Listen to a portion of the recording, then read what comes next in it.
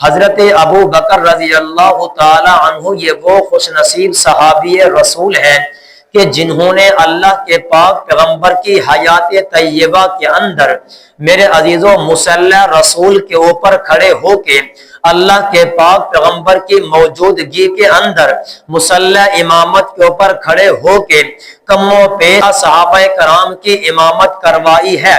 یہ حضرت ابو بکر صدیق رضی اللہ تعالی عنہ کے امام ہونے کی ایک بہت ہی بڑی دلیل ہے۔ اس سے پہلے آپ کو بتاتا چلوں، اللہ کے پاک پیغمبر محبوب کریم علیہ السلام مدینہ کی سرزمین کے اوپر ہیں اور مسجد نبوی کے بالکل قریب ہیں۔ اللہ کے پاک پیغمبر اپنے حجر اقدس کے اندر ہیں۔ اللہ کے پاک پیغمبر نے صحابہ کرام کی مقدس جماعت کو فرمایا، اے میرے صحابہ مجھے بتاؤ کیا نماز ہو گئی ہے؟ صحابہ کرام نے عرض کیا، یا رسول اللہ صلی اللہ تعالی علیہ وسلم ابھی نماز نہیں ہوئی، ہم آپ کے انتظار میں بیٹھے ہوئے ہیں۔ اللہ کے پاک پیغمبر نے یہی کہا تھا کہ اتنی دیر کے اندر رسول اللہ صلی اللہ علیہ وسلم کے اوپر پھر غصی طاری ہو جاتی ہے، پھر اللہ کے پاک پیغمبر کے اوپر بے ہوشی طاری ہو جاتی ہے۔ اللہ کے پاک پیغمبر کو جب تھوڑی دیر کے بعد تھوڑا سا ہوش آتا ہے، پاک پیغمبر نے فرمایا، اے میرے صحابہ کیا نماز ہو گئی ہے؟ اللہ کے پاک پیغمبر کو صحابہ کرام کی مقدس جماعت نے کہا، یا رسول اللہ نماز نہیں ہوئی، ہم آپ کے انتظار میں کھڑے ہیں، ہم آپ کے انتظار میں بیٹھے ہیں۔ کے اوپر مرض وفات کا حملہ ہے، آپ کے اوپر مرض کا بہت بڑا شدید حملہ ہے۔ اللہ کے پاک پیغمبر نے پھر ایک جملہ ارشاد فرمایا، وہ بہت ہی بڑا جملہ ہے، ایک مرتبہ نہیں، دو مرتبہ نہیں، متعدد مرتبہ اللہ کے پاک پیغمبر نے یہ جملہ ارشاد فرما کر حضرت صدیق اکبر کے مقام کو بلند کیا ہے۔ اللہ کے پاک پیغمبر نے فرمایا، مرو ابا بکر فلیصلی بالناس، ابو بکر کو حکم دو کہ وہ میری جگہ کے اوپر آ کے لوگوں کی امامت کرائے۔ اب میرے عزیزوں، جب اللہ کے پاک پیغمبر نے یہ جملہ کہا تھا کہ مرو ابا بکر فلیصلی بالناس، کہ لوگوں ابو بکر کو حکم دو کہ وہ لوگوں کی امامت کرائے، اب یہ اللہ کے پاک پیغمبر کے اوپر یہ وہ وقت تھا، یہ وہ حالت تھی کہ جب اللہ کے پاک پیغمبر بیماری کی حالت کے اندر تھے، حالت مرض میں تھے۔ اب اس وقت حضرت اما عائشہ طاہرہ طیبہ صدیقہ کائنات رفیقہ کائنات اللہ کے پاک پیغمبر کو فرمانے لگی کہ آپ حضرت ابو بکر کو حکم نہ دیں، یعنی آپ میرے والد کو حکم نہ دیں، اس لیے کہ وہ نرم دل کے مزاج کے مالک ہیں، ان کے دل کے اندر رقیت ہے، ان کے دل کے اندر نرمی ہے کہ وہ آپ کے اس خاص مصلی رسول کو خالی دیکھ کر برداشت نہیں کر سکیں گے۔ میرے عزیزو، اللہ کے پاک پیغمبر نے پھر یہی فرمایا، مرو ابا بکر فلیصلی بالناس، لوگوں ابو بکر کو حکم دو کہ وہ لوگوں کی آ کے امامت کرائے۔ جب حضرت اما عائشہ نے پھر یہی کہا کہ میرے باپ نرم دل کے مزاج کے مالک ہیں، اب اس کے بعد اللہ کے پاک پیغمبر نے جواب کے اندر کیا ارشاد فرمایا، اِنَّكُنَّ صَوَاحِبَاتُ یوسف، تم یوسف والی عورتیں ہو، یعنی جس طرح ان عورتوں نے حضرت یوسف کو بہکانے کی کوشش کی تھی، اِنَّكُنَّ صَوَاحِبَاتُ یوسف،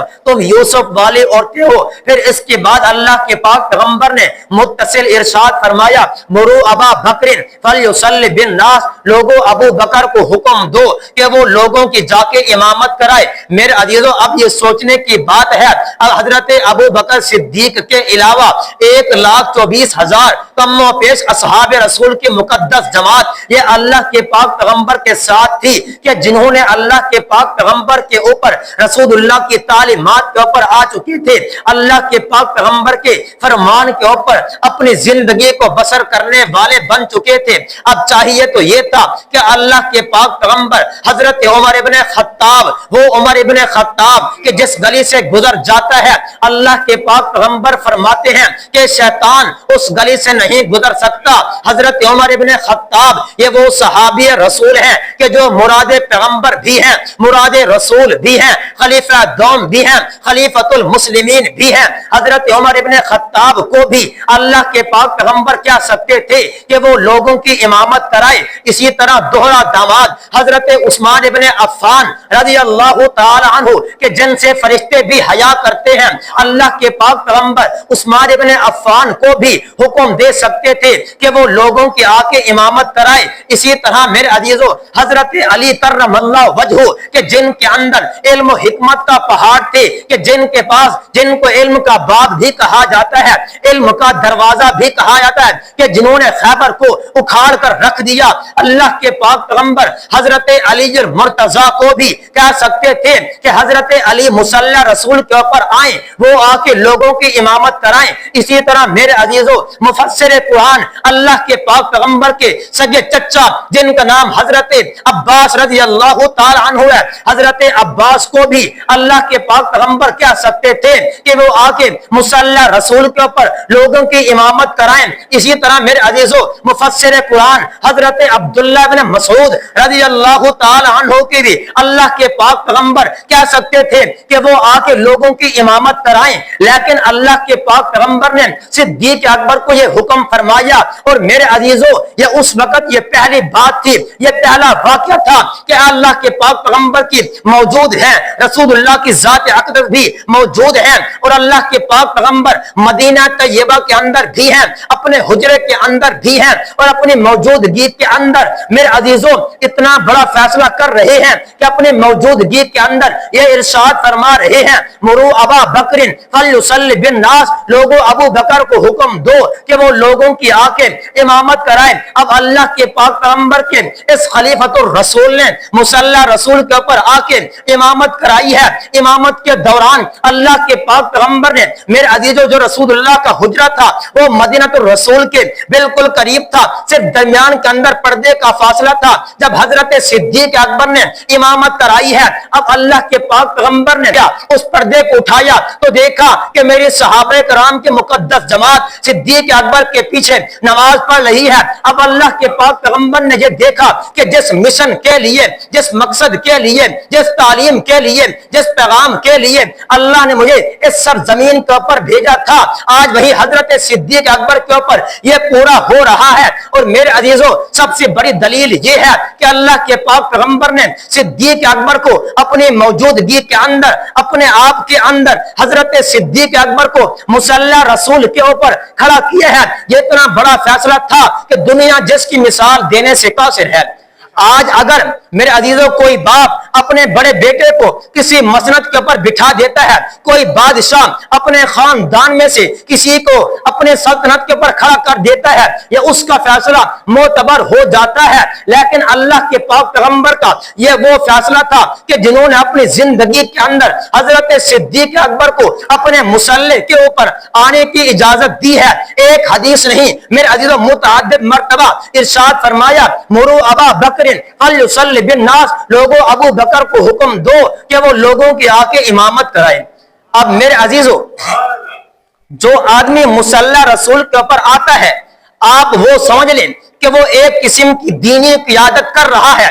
जिस तरह इस दुनिया के अंदर कहा जाता है कि इस इलाके का फलाने के पास क़ियादत है, इस शहर का क़ियादत करने वाला फलाना आदमी है। अब मेरे अजीजों अब एक इमाम के पीछे लाखों की जमात हो, लाखों अफराद नमाज पढ़ने वाले हों, पीछे इस इमाम के अल्लाह अकबर अब इतने अफराद हों, तब इसका मतलब ये होता है कि इनकी क़ियादत करने वाला, इनका रहनुमा, इनका मुक्तदा, इनका पेशवा, इनका बड़ा जो है वो हजरत सिद्दीक अकबर है। अब सिद्दीक अकबर के पीछे हजरत अली मुर्तजा भी हैं, पीछे इस इमाम के अल्लाह अकबर हजरत उमर इब्न खत्ताब भी हैं, हजरत उस्मान गनी भी हैं, हजरत अली मुर्तजा भी हैं, हजरत अब्बास भी हैं, हजरत अब्दुल्लाह इब्न मसूद भी हैं। जितने सहाबा कराम की मुकद्दस जमात मेरे अजीजों ये तमाम के तमाम सिद्दीक अकबर के पीछे क़ियादत करके हजरत सिद्दीक अकबर के पीछे ये नमाज पढ़ रहे हैं। ये इस बात की बड़ी दलील है कि अल्लाह के पाक पैगंबर के फैसले को तमाम सहाबा कराम राजी हैं। तमाम सहाबा कराम कौन है? راضی ہیں۔ آج میں اگر کوئی فیصلہ کرتا ہوں، میرے اس فیصلے کی کوئی خلاف ورزی کرتا ہے، اس فیصلے کے اوپر کوئی عمل نہیں کرتا، میں اس کے خلاف جھگڑا کرنے کے لیے، لڑائی کرنے کے لیے، تخاصم کرنے کے لیے میں کھڑا ہو جاتا ہوں۔ لیکن میرے عزیزو، یہ جو پیغمبر ہوتا ہے، جو اللہ کا نبی ہوتا ہے، جو اللہ کا رسول ہوتا ہے، وہ کبھی اپنے خواہش کے مطابق، اپنے من مانے کے مطابق کوئی فیصلہ نہیں کرتا، کوئی بات نہیں کرتا، کوئی فعل نہیں کرتا، کیونکہ اللہ کے پیغمبر کا ہر اٹھنے والا قدم اللہ کی اجازت سے ہوتا ہے، اور نبی کو جو نبوت ملتی ہے اللہ کے حکم سے ملتی ہے۔ اب اللہ کے پاک پیغمبر نے اپنی زندگی کے اندر جس آدمی کو، جس صدیق کو کھڑا کیا ہے، وہ بھی اللہ کے حکم سے کھڑا کیا ہے۔ تو کہہ یہ رہا تھا کہ جو آدمی مصلی کے اوپر آئے، اب اس کی کتنی صفات ہیں، کیونکہ میرے عزیزو علماء کرام یہ لکھتے ہیں حضرت صدیق اکبر اس مصلی کے اوپر اس لیے آئی ہیں کہ جو صفات، جو اچھے اعمال صدیق اکبر کے پاس تھے، وہ کسی اور صحابی کے اندر وہ تمام تر کمالات ساتھ کسی اور صحابی کے پاس نہیں تھے۔ اس لیے میرے عزیزو کہ مصلی کا پہلا حقدار وہ ہے کہ سب سے پہلے امام کا حقدار بننے والا وہ ہے کہ جس کے پاس علم اتنا ہو کہ ان تمام کے اوپر وہ غالب آ جائے۔ اب حضرت صدیق اکبر کے پاس یہ بہت بڑی وضاحت ہے۔ صدیق اکبر کے پاس میرے عزیزو اتنا علم تھا کہ دنیا اس کی مثال دینے سے قاصر ہے۔ جب اللہ کے پاک پیغمبر اس سرزمین سے پردہ فرماتے ہیں، وصال فرماتے ہیں، رسول اللہ اس دنیا سے کوچ کرتے ہیں، اب صحابہ کرام کہتے ہیں ہمارے اوپر قیامت ٹوٹ پڑی ہوئی تھی، ہم اس بات کے اوپر پریشان تھے کہ اللہ کے پاک پیغمبر کو غسل کیسے دیا جائے، رسول اللہ کو کفن کیسے دیا جائے، اللہ کے پاک پیغمبر کو دفن کیسے کیا جائے، کیونکہ میرے عزیزو یہ بہت بڑا اتنا فیصلہ تھا کہ دنیا اس کی مثال دینے سے قاصر ہے۔ آج یہ کوئی عام آدمی فوت ہو جائے، اس کے اوپر دفن کرنے کے لیے، غسل دینے کے لیے، کفن دینے کے لیے بڑی پریشانی ہوتی ہے، لیکن وہ پیغمبر، وہ نبی، وہ رسول کہ جس کے لیے کل کائنات کو سجایا گیا، جس کے لیے 1,24,000 کم و پیش انبیاء کا سلسلہ جاری کیا گیا، جس کے لیے 1,24,000 کم و پیش اصحاب رسول کی جماعت کو تیار کیا گیا۔ میرے عزیزو جب اسی پیغمبر کا انتقال ہوتا ہے، حضرت علی کہتے ہیں مجھے پتہ نہیں کہ رسول اللہ کو غسل کیسے دینا ہے، کفن کیسے دینا ہے، دفن کیسے کرنا ہے۔ اس وقت صدیق اکبر تھے کہ جنہوں نے ان تمام مسائل کو حل کیا تھا۔ اور کیسے حل کیا؟ حضرت صدیق اکبر نے کہا لوگوں، میں نے اپنے پیغمبر کے ساتھ زندگی کو بسر کیا ہے، میرا لڑکپن رسول اللہ کے ساتھ، میری جوانی رسول اللہ کے ساتھ، میرا بچپن رسول اللہ کے ساتھ، میرا بڑھاپا رسول اللہ کے ساتھ، میری ہجرت رسول اللہ کے ساتھ، اور میرا مکہ سے مدینہ کی طرف ہجرت کر کے جانا، ام بابت کے گھر جانا اور ان کی جھوپڑی کے اندر جا کے آرام کرنا، سکون کرنا، یہ تمام تر وقت میں نے اللہ کے پاک پیغمبر کی ذات طیبہ کے ساتھ گزارا ہے۔ مجھے پتا ہے کہ رسول اللہ کو غسل کیسے دینا ہے، جو اللہ کا نبی ہوتا ہے، جو اللہ کا پیغمبر ہوتا ہے، جو اللہ کا رسول ہوتا ہے، ان کو انہی کپڑوں کے اندر غسل دیا جاتا ہے، کیونکہ اللہ کے پاک پیغمبر کا جس طرح جسم پاک ہوتا ہے اسی طرح کپڑے بھی پاک ہوتے ہیں۔ اب صدیق اکبر نے اس مسئلے کو حل کیا۔ اب دوسرا مسئلہ یہ ہے کہ اللہ کے پاک پیغمبر کے کفن کے لیے نئی چادر لی جائے یا پرانی چادر ہو۔ صدیق اکبر نے فرمایا کہ جو اللہ کا پیغمبر ہوتا ہے اس کو نئی چادروں کے اندر کفن دینے کی ضرورت نہیں ہے، کیونکہ میرے عزیزو جو انبیاء کا ورثہ ہوتا ہے وہ لوگوں کے لیے میراث نہیں ہوتا، بلکہ میرے عزیزو وہ بیت المال کے اندر اللہ کے پاک پیغمبر کی میراث کو امت محمدیہ کے لیے اور لوگوں کے لیے، یتیموں اور مسکینوں کے لیے وقف کر دیا جاتا ہے۔ لہذا جو رسول اللہ کو کفن دیا جائے گا وہ پرانی چادروں کے اندر کفن دیا جائے گا۔ اب یہ دوسرا مسئلہ حل کیا۔ تیسرا مسئلہ یہ تھا کہ رسول اللہ کو دفن کہاں کیا جائے، جنت البقیع کے اندر کیا جائے یا پھر کسی اور مقام پر کیا جائے۔ حضرت صدیق اکبر نے فرمایا لوگوں، میں نے پیغمبر کے ساتھ زندگی کو وقف کیا تھا، رسول اللہ کے ساتھ میں نے اپنی زندگی کو بسر کیا ہے۔ اللہ کے پاک پیغمبر نے فرمایا کہ جس نبی کی جہاں پر وصال ہوتا ہے، جہاں پر وہ پیغمبر پردہ فرما جاتے ہیں، وہی جگہ اس پیغمبر کا مدفن ہوا کرتا ہے۔ کتنا بڑا فیصلہ تھا۔ اور اللہ کے پاک پیغمبر کہاں پر وفات پائی؟ کہاں پر رسول اللہ نے اس دنیا سے وصال پایا؟ اور میرے عزیز روز روشن کی طرح آج حضرت اما عائشہ کا حجرہ مبارک میرے عزیزو روز روشن کی طرح واضح ہے کہ اللہ کے پاک پیغمبر کا جو روزۃ الرسول ہے وہ حضرت اما عائشہ کا گھر مبارک ہے۔ تو صدیق اکبر نے کیا فرمایا کہ جس پیغمبر کا جہاں پر وصال ہوا کرتا ہے وہی جگہ اس پیغمبر کا مدفن ہوا بنتا ہے۔ اب حضرت صدیق اکبر اللہ کے پاک پیغمبر کی دائیں جانب عمر ابن خطاب بائیں جانب اور درمیان کا میرے عزیزو ساقی کوثر شافی محشر حضرت ام آمنہ کے لخت جگر سید الجن والانس فخر موجودات محبوب کائنات میرے عزیزو آرام فرما رہے ہیں۔ تو جو اللہ کے پیغمبر کا جس جگہ کے اوپر وصال ہوا کرتا ہے وہی جگہ صدیق اکبر نے فرمایا کہ اس پیغمبر کا مدفن بنا کرتا ہے۔ تو جب صحابہ کرام نے یہ سنا کہ ہم حیران ہو گئے۔ حضرت علی نے کہا آج اگر صدیق نہ ہوتے تو ہم پریشان ہو جاتے، کیونکہ یہ وہ مسائل تھے کہ جو صدیق اکبر کے پاس علم تھا ہمارے پاس علم نہیں تھا۔ اسی وجہ سے کہا گیا کہ مصلی رسول کے اوپر آنے کی جو پہلی شرط ہے اول الناس عالم الناس، کہ سب سے پہلے مصلی رسول کے اوپر آنے کا حقدار وہ ہے کہ جس کے پاس علم زیادہ ہو۔ تو صدیق اکبر کے پاس یہ علم ہونے کی پہلی علامت یہ ہے کہ جو علم صدیق اکبر کے پاس تھا وہ کسی اور صحابہ رسول کے پاس نہیں تھا۔ اور دوسری صفت کیا ہے کہ اقرأہم بالقرآن، کہ جو قرآن کا قاری ہو وہ مصلی رسول کے اوپر آئے۔ اب حضرت صدیق اکبر رضی اللہ تعالیٰ عنہ نے جب اللہ کے پاک پیغمبر کا کلمہ پڑھا ہے، کلمہ پڑھنے کے بعد صدیق اکبر تجارت کر رہے ہیں، دکان کے اوپر بیٹھے ہوئے ہیں، اب قرآن کریم کی تلاوت کر رہے ہیں۔ تلاوت کرتے کرتے جو لوگ آتے ہیں حضرت صدیق اکبر کی اس قرآن کی قرات کو سنتے ہیں، قرآن کے کلمات سنتے ہیں، قرآن کے جملے سنتے ہیں، وہ تمام در افراد صدیق اکبر کی دکان کے پاس ٹھہر جاتے ہیں، قرآن کی قرات سنتے ہیں، کیونکہ میرے عزیزو پڑھنے والا صدیق ہو، پڑھنے والا خلیفہ اول ہو، پڑھنے والا خلیفۃ الرسول ہو اور کلام اللہ ہو، اور لوگوں کے دلوں کے اوپر اثر کیوں نہ کرے؟ پھر دنیا اس کی مثال دینے سے قاصر ہے۔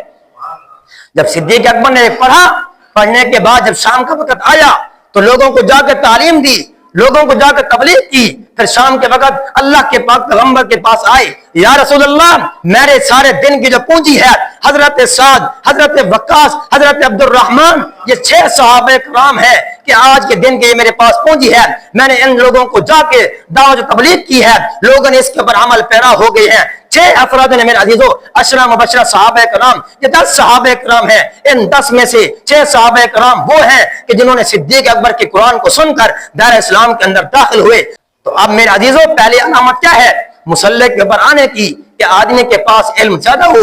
صدیق اکبر کے پاس علم تھا، اللہ کے پاک پیغمبر کے تجہیز و تکفین کے مسائل کو حل کیا۔ دوسرا نمبر یہ ہے کہ آدمی قرآن کا قاری ہو، اور قرآن کے اندر میرے عزیزو جو سب سے پہلے اللہ کے پاک پیغمبر کے اوپر ایمان لے کے آنے والے تھے بغیر سوچے سمجھے وہ صدیق اکبر کی ذات اقدس ہے میرے عزیزو۔ تیسرا نمبر یہ ہے کہ آدمی کے پاس میرے عزیزو اس کی عمر بڑی ہونی چاہیے، اس کا چہرہ اچھا ہونا چاہیے۔ اور حضرت صدیق اکبر تمام صحابہ کرام میں سے، خلفائے راشدین میں سے، خلفائے اربعہ میں سے میرے عزیزو جو بڑے تھے وہ حضرت صدیق اکبر تھے، اور ان کی عمر 61 سال تھی۔ ایک دو سال کے بعد حضرت صدیق اکبر بھی اللہ کے ہاں چلے گئے۔ میرے عزیزو یہ چند مسائل تھے کہ جن کے اندر حضرت صدیق اکبر کو سبقت حاصل تھی۔ اللہ کے پاک پیغمبر کے اس صحابی نے میرے عزیزو مصلی رسول کے اوپر آ کے لوگوں کی امامت کرائی ہے۔